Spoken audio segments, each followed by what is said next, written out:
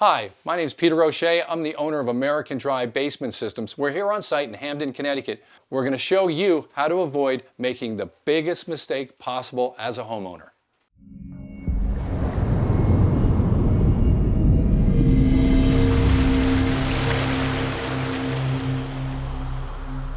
Well, we're here in Hamden, Connecticut at another job that has one of those cheap gutter system type of waterproofing or drainage systems. And we're going to be tearing it out today and replacing it with a real waterproofing system. This particular system, it starts here on a poured concrete wall and it goes around here all the way over in the far corner. There's a sump pump. This is another perfect example of having the wrong type of waterproofing system for this particular type of foundation. Now, the reason I'm saying that this system is wrong for this particular type of foundation is that you have to understand how it's put together. You have a footing which is formed out and poured in, it's perfectly level, and then you have concrete walls which are sitting on that footing. Do a little bit of math. You have a 16-inch footing, walls are 8 inches. They try to center it in the middle of the 16 inches, so it leaves a ledge on the inside. That ledge is there for a reason. So when they pour the floor comes over and it sits on that ledge, and then it comes up and it's flush up against the wall. So you have a footing, a wall, and a floor. 3 big pieces of concrete, they fit together and they support each other. This particular type of system breaks up that whole support mechanism, how those 3 big pieces of concrete fit together, because in order to install a system like this, they got to actually break the floor off of that ledge, off of that footing that's supporting and holding up the floor. And in so doing, they're taking the floor away from the concrete wall where it was holding the wall out, and it's losing a lot of support in that way too. As we walk around, as we take a look at this system that we're going to be tearing out shortly, you're going to find that it sits perfectly level on top of the footing, and then the cement that goes back is about 1 inch thick. That's a code violation. Anytime they remove part of your basement floor, you have to replace it with a minimum of 3.5 inches of concrete. What you'd want to do before you'd ever even think about a system like this, check with your local building inspector and say to them, hey, I'm getting a system put in, it's going to be sitting on top of my footing, and I think I'm going to get about 1 inch, 1.25 inches of concrete back. Is that code compliant? See what he says. I'm sure he'll have a lot to say about it. But if you want to follow, the system starts there and it comes this way. As we follow the gutter system along here, you'll see there's a clean out. And this is to give access to the system so that they can flush it out. These systems tend to clog because of the lack of pitch that they have. When water does get in them, when water fills up high enough, as time goes by and the water recedes out, the last little bit of water gets trapped in there and tends to grow a bacteria called iron ochre. So they have these clean outs so that they can take a power washer and flush them all out to keep the system from backing up. So the other issue why they have the clean outs too is there's really a problem with pitch when you have this type of system. Have a traditional 4-foot level here, and when the bubble's between the 2 lines, which it is right there, that means it's perfectly flat. We're at the farthest point of the system.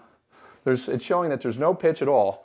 So the water somehow has to fill up high enough that it gets all the way around, goes through this track, and gets to a pump, which is over in this corner here.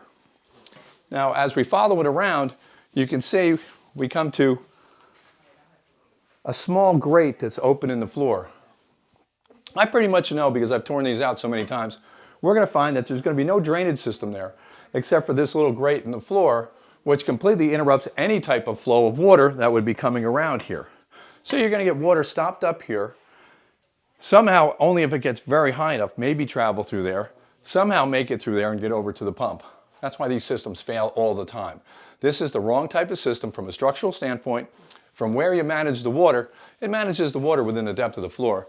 So the floor is always sitting in water if any water ever travels through this type of drainage system. If that's the case, your concrete floor is porous, it's absorbing all of that water, and it's always going to be damp. This is absolutely the wrong type of system for this particular type of foundation. Now, you see the proximity of the rotted out boards to the sump pump. You would think that an area that close to where the actual pumping station is would be the driest. So something's off here. Something's just not right, because for it to be in the worst condition of anywhere in the basement, right next to where the pump is, they got something wrong. I'd hate to have someone be able to get down into my basement and be able to take apart my basement floor with a pretty good size hammer. But let's see.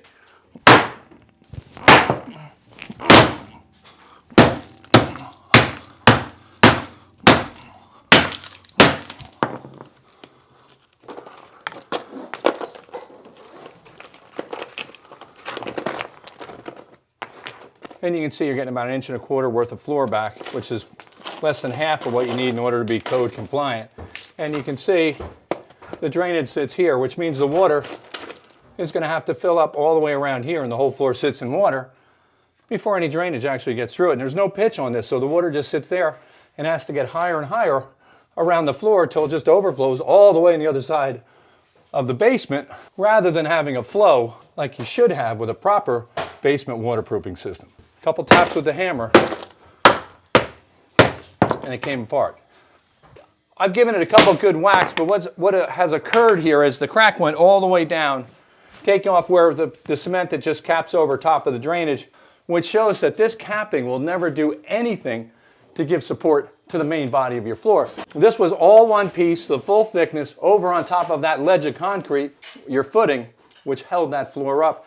And then that floor, that thick, was up against and holding your walls out. This type of system should never be used on any three-piece foundation, not a three-piece poured foundation or even a three-piece block foundation, and definitely not a stone foundation. Now, it seems like we always find ourselves tearing out systems that are either the wrong system for the type of foundation that it's been installed in, or it's inadequate, and then sometimes it's actually both, and this one definitely falls into that category.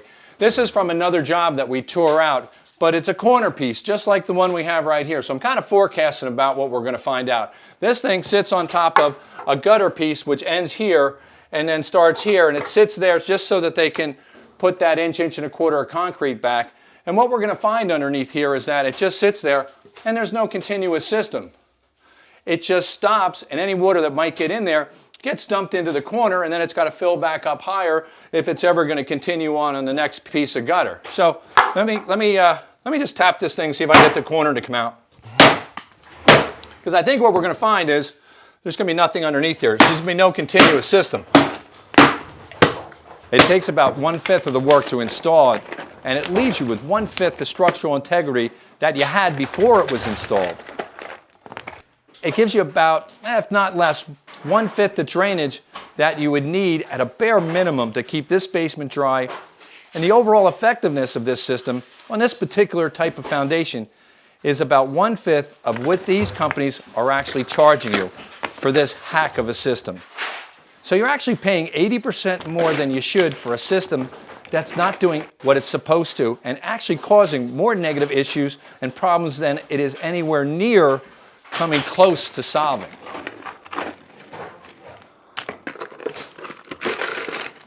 Ready? Oh, we got our duct tape holding it. That's the corner of your drainage right there. They didn't even bother to dig out low enough that if water did fill up, it had easy access into the next channel of drainage.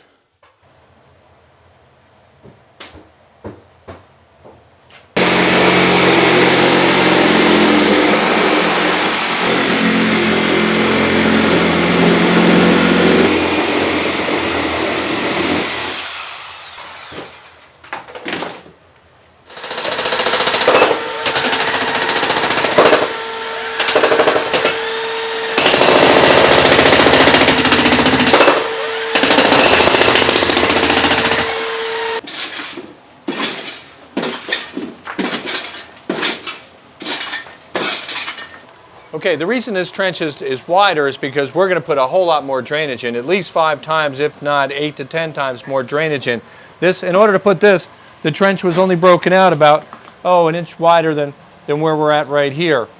So it was broken out to about here. So we're moving out, we're going to get a trench this deep by that wide, pitched around to our pump station. Where this is sitting within the depth of the floor, water has to fill up to this level here in order for any water to get through this particular type of drainage. So now you can see why we talk about this system as a 1/5 system. It really does about 1/5 of everything it should do.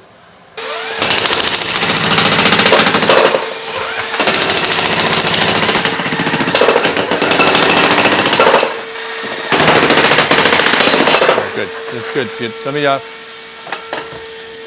now if you see how this matches up,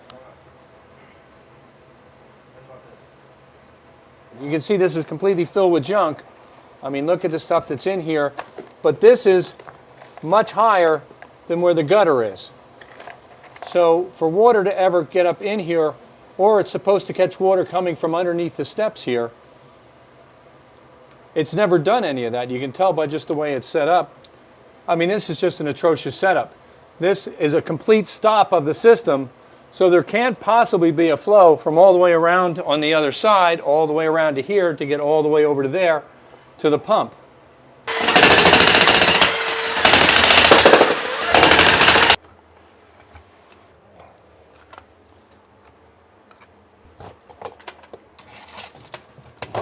So all of this system has to go around and somehow get through this 4-inch PVC. So I think they have a connector piece right here, top piece. And then the water's got to dump into here and then fill up and then flow out through here. But there's no pitch on this system. Kind of defeats a lot of the purpose of what you're trying to do with getting your basement dry. So there's your drainage.